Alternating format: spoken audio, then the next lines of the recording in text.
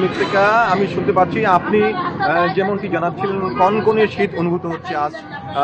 এই শীত, এমন শীত যে আপনার শুধু শীত নয়, আপনার তুষারপাতের মতো শিশির বিন্দুর পড়ছে সকাল থেকেই।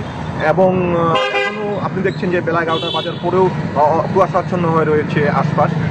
এবং এই শীতের কারণে শুধু জনজীবন নয়, আপনার পশু পাখি থেকে শুরু করে প্রাণীকুলো মানে স্থবির হয়ে পড়েছে। প্রয়োজন ছাড়া কেউ বাইরে বের হচ্ছে না।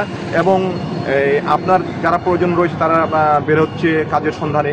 যেমন দেখছেন আমার পাশে এখানে আজ একটা স্টেজ সাজানো হয়েছে। আমি জিরো পয়েন্টে রয়েছি দিনাজপুরের জামাতের 17 বছর পরে তারা একটি কর্মী সম্মেলন করছেন।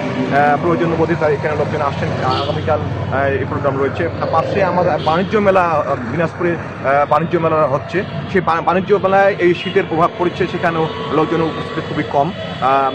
মৃত্তিকা, আজ দিনাজপুরে সর্বনিম্ন তাপমাত্রা রেকর্ড করা হয়েছে 11.2 ডিগ্রি সেলসিয়াস।